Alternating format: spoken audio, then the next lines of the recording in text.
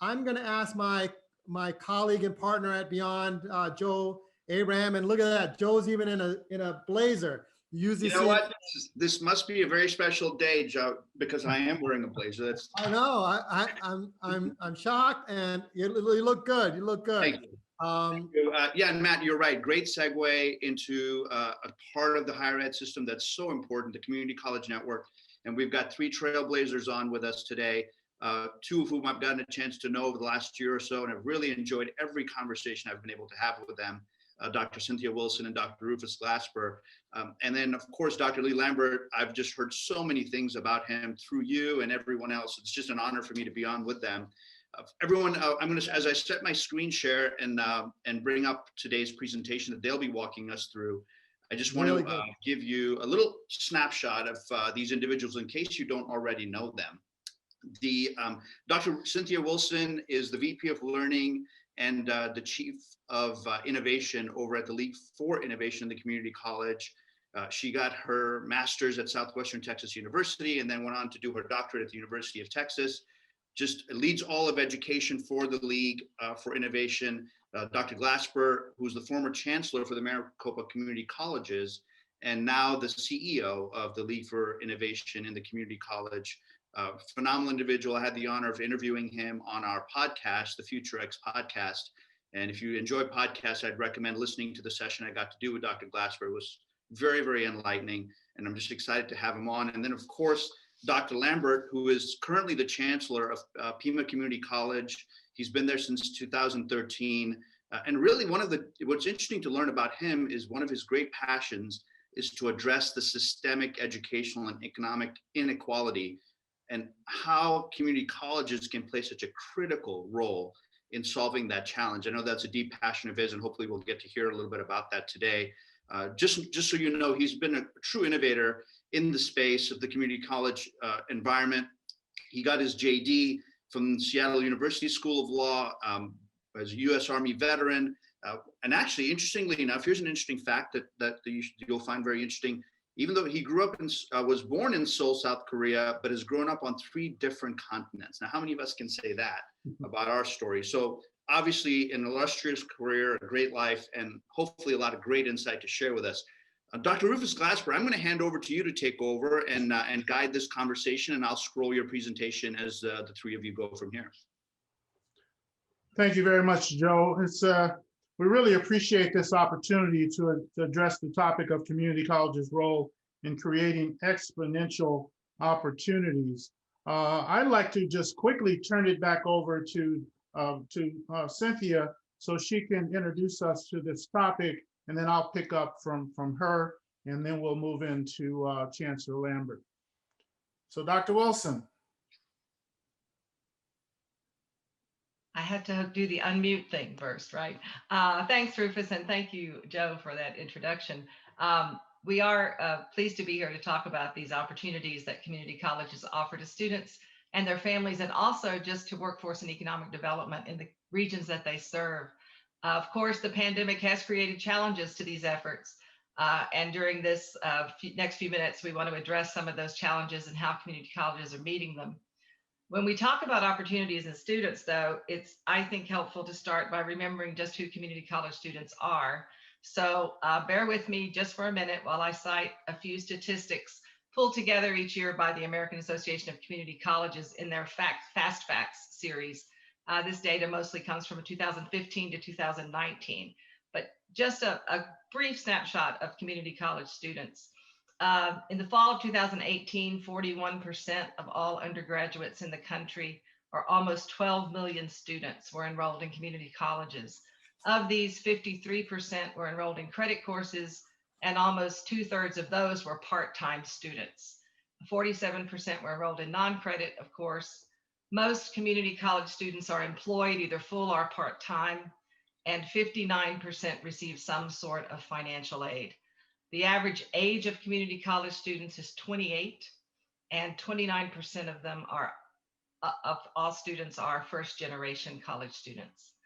The community college student population is also diverse in some other ways, with 45% identifying as white, 26% as Hispanic, and 13% as Black. 57% of community college students are women. So these few statistics, and I won't say any more, are just a reminder that many community college students do not fit the traditional college student profile that many of us are familiar with.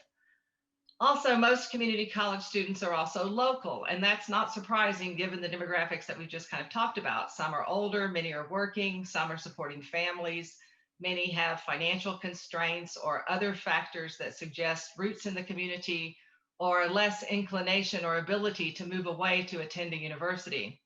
With the pandemic, the thinking as described in the slide that that's showing now from Inside Higher Ed, the article referenced there, was that university students would choose to remain closer to home during the pandemic. Community colleges are ubiquitous in the United States. Almost everyone in the country lives in an area served by at least one community college, and many live fairly close to a community college campus or a community college center. After higher education institutions moved completely online last spring, it seemed to make sense that during summer and fall terms, university students would opt to save money by staying home and by taking their classes online with lower tuition and fees, and they're being the same classes that they would have been the same courses they would have been taking at the university. They could take them from their local community college. Community college practitioners also knew from experience that during times of economic decline or recession, enrollment in their institutions typically increase. Displaced workers start or return to community colleges to upgrade skills or begin transitioning to new careers. But that has not happened with the millions of workers who have lost their jobs during the pandemic. Instead, as the National Student Clearinghouse has found, and this is on the next slide, community colleges experienced a 9.4% drop in enrollment from fall 2019 to fall 2020. And the number of freshmen dropped at a rate of almost 23%. And the Community College Daily article that's referenced on this slide calls this a lost generation of more than 600,000 students who are not enrolled during the pandemic. This article and the NSC report it references affirm also what we're hearing from our member colleges. Students are staying away due to challenges with financial insecurity, safety concerns, problems with the digital divide, which are very serious. Students lack access to technology, including computers or tablets, as well as internet access, which in some cases is just an added unaffordable expense, but especially in rural areas, it's simply not available. The community colleges are committed to helping students succeed, and many have been very active in encouraging and incentivizing students to return or start at their institutions. So if we pull to the next slide, you can see that we've heard from our members about enhanced efforts in recruiting and advising, from stepping up text, email, and phone communications with current students, purchasing big data prospect lists, and improving digital and print marketing. One college we're working with on our hunger relief project offered grocery store gift cards as an incentive for students to make and keep advising appointments that would help enroll them in the next term. Colleges have used CARES Act and other funding to provide computers, tablets, hotspots, as well as other student needs. And as you can see here, the state of Michigan's Future for Frontliners program offers free community college tuition scholarships to a wide range of essential employees and frontline workers. So that's a great program, and you can find out more about it at michigan.gov/frontliners. In Ohio, St. Clair Community College's Returning Citizen Initiative is providing credit instruction in all 28 adult prison facilities in Ohio. So those services also include making students aware of educational opportunities in high demand fields where returning citizens will be considered for employment. And colleges are also working with established transfer and articulation agreements to serve students who are moving between institutions, those that are staying home, not going back to their university. And they're working with employers to upskill incumbent workers in credit and non-credit programs. And now I'm going to flip this back over to Rufus so he can talk a little bit more about what the workforce development issues are that are happening.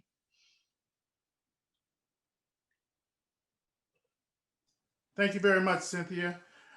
What I would like to just talk about right now is this whole notion of those major components that can help bring our nation's health up in an economic fashion. This article by Opportunity America in June of this year describes the community colleges as the indispensable institution. I don't think that we really understand that or believe that. I don't also believe that we know what it means to have this role. We are considered to be, as Cynthia mentioned, that institution that has a different demographic and has different expectations. But as we begin to look at this particular slide, we talk about the millions that will need quick job focus, upskilling, and reskilling. Referring back to Inside Higher Ed a couple of months ago, they had an article that said if individuals were looking for a job within the next 6 months, though 62% of those that were surveyed said that they would be looking to reskill and looking at a skill-based job or some kind of career so that they can, quite frankly, get food for their family, take care of their household expenses, and figure out a way to try to move through this pandemic and beyond. As we're thinking about what does it mean and what are the opportunities in the community college space, undergraduate STEM, there's a focus out of the National Academy of the Sciences to focus on undergraduate STEM programs. And many folks do not realize that undergraduate STEM includes construction, it includes welding, it includes definitely biotech and manufacturing and energy. These are programs that many are considered to be not in the same class as two-year programs that can lead for a two-year degree and or transfer to a four-year degree. I would proffer to you that if you look around during the pandemic in some of the major areas, these skill-based programs have continued to maintain employment and continue to provide some kind of economic support for our communities as well.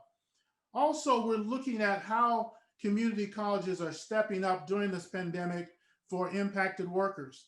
The notion of digital workforce training will be prevalent as we move forward, as we think about what's happening with our student services areas and our retraining areas, and how we're training individuals in COVID training, in terms of their skill-based training during COVID, with those who are unemployed and also those who are looking for a job.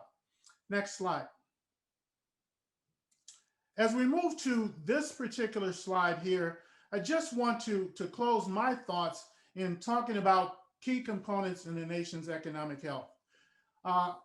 The League for Innovation is currently working with Education Design Lab and also with Dr. Lambert in one of these major projects. We've selected 6 educational institutions across the country to focus on micro-credentials and micro-pathways. And these are shorter credentials that'll get individuals back to work. We're working to make sure that these credentials are aligned with the guided pathway programs that many of them will have emerged from. We're also trying to get this notion of community colleges moving at the speed of business.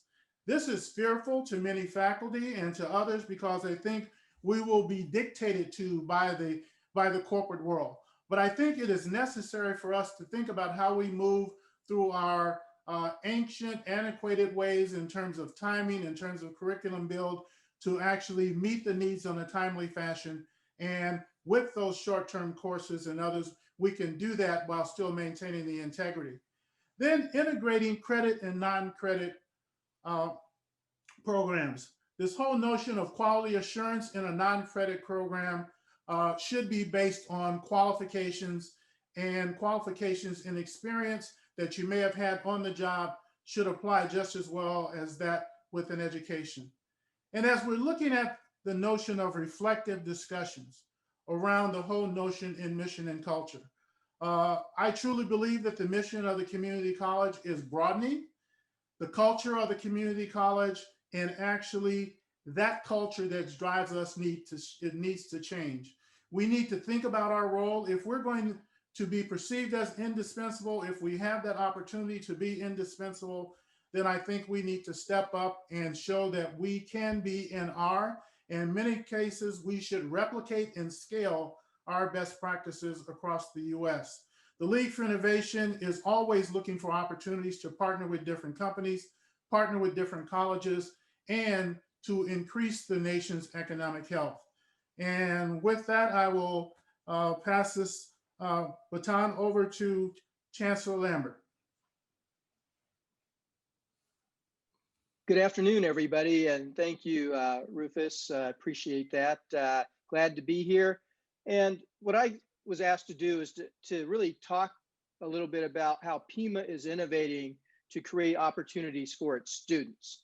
And so I thought I would start first with one of the things we talk about at the college is, where is the puck moving to? Where is it headed? And so I want you to imagine for a moment a set of railroad tracks. Now imagine that railroad track beginning from Long Beach, California, going through the state of Arizona, through New Mexico, through Texas, through the Gulf Coast, and ending or beginning in Jacksonville, Florida.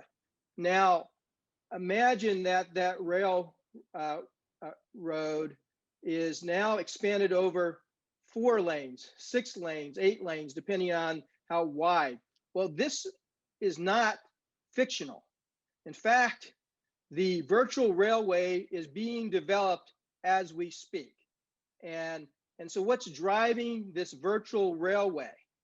Well, a lot of it is being enabled by the 4 superpowers: AI, mobile technology, cloud computing, the Internet of Things, which translates into the Industry 4.0. And all of these are the things that we talk about at Pima and how that's going to reshape and impact our mission. So we are fortunate to be partnering with Too Simple. It's a unicorn startup company, and their technology is the autonomous vehicle technology that's going into the long haul trucking. And as I speak with all of you, there are autonomous trucks traveling from Phoenix, Arizona to Dallas, Texas.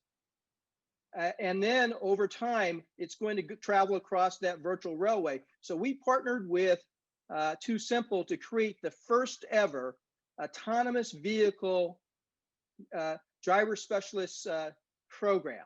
And why was that? Because their technology is going to displace the single largest job category of males in our country. And so Pima felt that it was our responsibility, and Too Simple felt it was their responsibility to do something about the reality of this dislocation, thanks to Industry 4.0 and this new reality.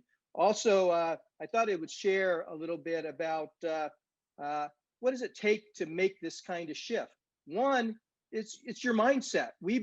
Higher ed has been in a fixed mindset, and it worked for quite a while, but it's not going to work any longer. So we have to now have a shift to a growth mindset. Are you open to being comfortable with being uncomfortable? Are you comfortable with taking risk? Are you willing to do things that are going to put you at odds with people in your community, even within your own organizations, to do the right thing? So a key to that are partnerships. And a partnership, like I mentioned, with Too Simple, but let me share another partnership with all of you, Caterpillar. So Caterpillar moved their surface mining division to Tucson, Arizona from the Midwest. And one of the things they shared with us as they started to get settled here in Tucson was a lot of their engineers, great engineers coming out of the engineering schools, were good with the theory, but in actual application of the design, et cetera, was costing millions of dollars of rework for Caterpillar. So they wanted to find a way to upskill, if you will, and reskill the engineer. So they came to us and we created the Applied Technology Academy. And what that simply is we co-developed a curriculum in the areas of manufacturing and welding and some of these other applied technology areas to really get the engineers a firsthand applied experience to understand, can that machinist make that part? Can the welder weld that piece? and it's making, and we've so far put through 100 of their engineers through this Applied Technology Academy. Interesting thing that's happened is that Raytheon, and some of you are familiar with Raytheon, they have come to us wanting to participate in this Applied Technology Academy as well. And so has the University of Arizona, which is just down the street, who said, we want to get our engineers more of that applied experience. So those are just some of the many examples I can give. I know that time is short, so I'm going to turn it back over to Joe, and I'll be glad to talk about many of the other things. But paying attention to the reality, things have shifted. Are we going to shift? You know, that brings up a great question for you, Dr. Lambert and Rufus. I know this is a topic that's near and dear to your heart, so I'd love to hear your thoughts on it as well. In this quest to be innovative, I think a lot of the people who are participating in this event are the more innovative thinkers and wanting to know, how can I be part of change and transformation at my campus, no matter what role they play on the campus. But inevitably, I'm finding in higher ed, innovative leaders, unless they are a chancellor who can really kind of drive vision, come up against this thing called consensus. Where does consensus fit in with innovation to the level that you're describing? And how does somebody who comes up against a consensus barrier potentially break through it to create transformation? Lee, you want to start that, or you want me? Sure, I'll be glad to. This is my take on it, right? Okay. I think, first of all, we need to redefine what we mean by consensus. And so what I mean by that, it's not that everybody has to agree. How I look at it is everyone has a chance to input, to share their perspective, to share their views. But at the end of the day, someone's accountable for a decision, and that oftentimes is the CEO that's accountable for that. So that redefinition of consensus is how I have approached things in terms of my leadership. And I would totally support. I would totally support what Lee is saying relative to, at the end, the decision has to be made by the CEO. But in inviting input into the process, to me, helps to build consensus. And during my tenure, I had 3 words: inclusiveness, engagement, and respect. And it gets back to the whole culture. As you're talking about changing the culture, helping to lead your community, helping to be an economic driver, if you're consistent about that conversation, it only takes about 10 to 15% of the organization to think innovatively and start the movement. Once that movement starts, you can move across the innovation maturity spectrum, and then you start to get converts. You start to get people to buy in. And with the merging of non-credit and credit, it'll also start to bring resources and a different application of how you drive institutions, and also you drive folks to your individual programs.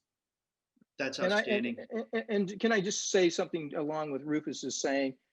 The Too Simple example and that involved our faculty. Our faculty co-developed the curriculum. So it wasn't that they weren't involved. They were absolutely included in that process, especially in the how side of what needs to happen. That leads me to another question for you. In this alliance that's highly coveted, the alliance between a community college or any college and industry, where that conversation starts to foster innovation, do you find that it's industry reaching out to the college that's the better scenario, or is it the college that really needs to be reaching out to industry? Where are you finding, how does that conversation begin, and who's responsible to start it? Rufus, you want to? Yeah, I think the responsibility is equal on both sides, because there has to be a mutual agreement about what you're trying to achieve. And we try to do this with advisory committees around workforce, but I don't really think that that's how you do that. The 3 adjectives that I used when I just said that included the community broadly in terms of everything we do. I mean, if you start questioning what I'm going to do from day one, and I give you a response, and then, as Lee said earlier, ultimately you make a decision, you haven't been left out of the process. And if I don't respond to you in a positive way to try to address the issues that you're concerned with and help build the community, then I'm being irresponsible. And I also, building on what Rufus says, I absolutely agree. It's a 2-way street. It's not a 1-way street.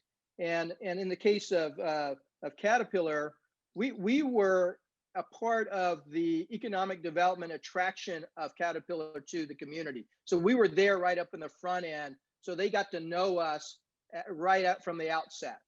And so that I think helped because we already made it known that we wanted to partner in that instance. But I think many schools do get that opportunity to be part of that economic development conversation, but then that's kind of where it all ends. But I think that pursuit of how can we engage and how can we be involved leads to breakthrough programming, like some of the programming you're seeing. Matt, as you've been listening in, what have been some thoughts that have come to mind as you're listening to these individuals talking? Yeah, so, Dr. Glasper and I, we talk a lot, and Lee and I, we just have this connection because he's on the same wavelength as I am all the time, right? So every time I'm on a call with him, I think about everything around the work of the future. What is the work of the future? How do we prepare our students for the work of the future? Sorry, my camera goes out on me every 30 minutes, so I got to do that. But I think some of this is focusing on the work of the future and how does institutions align themselves to that work, right? The whole example of this, auto driving trucks and so forth like that. Like, there is new work there that has to be rethought and designed collaboratively with industry. It could even be collaborate with University of Arizona. And there is this partnership that is a community partnership that has to come in. And honestly, Lee and I, we've talked about it. There's so much opportunity. We have about 8 presidents from different community colleges in our list of attendees, right? I want every one of them to recognize this is their opportunity to think about rethinking what they do and how they serve, how they align with their respective four-year institution, and the opportunity that you will start giving students, you will start giving faculty, because I think faculty is the asset of a college and a university. And I believe this is the opportunity that we're really going to shape the future of the curriculum and so forth. So that's what I was thinking. The examples that Chancellor Lambert spoke about, like, as soon as he said it, I'm like, Chancellor Lambert, when are you going to invite me over to have those discussions? Because that's what I want to be in, right? So, yeah. No, it's been a fantastic discussion. And I think hopefully what our viewers and listeners, both live and those who will be watching this on demand, will feel inspired from this conversation is, everyone knows there's plenty of opportunity ahead, but it's taking that first step. It's having that first uncomfortable conversation. It's reaching out to industry. It's breaking through that consensus barrier that can really create some transformational things. And I was just speaking at a conference a few days ago to a group of very, very large mechanical contractors. These are $100 million businesses and their CEOs, and it was one of their virtual conferences. And I put in a plug for community colleges, and I said, you're all complaining about lack of workforce. You can't find good, talented people, because that was their number one bubbled up issue, by the way, of all these CEOs of North America saying they just can't find talent. I said, there's a community college within driving distance of every one of your companies. Pick up the phone, call them, start the dialogue of what it is you're looking for. They know how to build the product you're looking for, but if they don't know what you want, they don't know how to build the product. And I think that's how do we start that conversation, both at the community college level and also at the four-year school level, and create a little bit more dialogue. For me, who comes from industry, that's the gap I see, is we're just not talking to each other enough. Well, I would totally agree. And I've known some community colleges where the workforce has actually shown up at their board meetings and say that you aren't talking to us, you aren't listening to us, and I'm willing to pay for internships. I'm willing to pay X, Y, and Z. Can we meet halfway? Can we meet somewhere in the middle?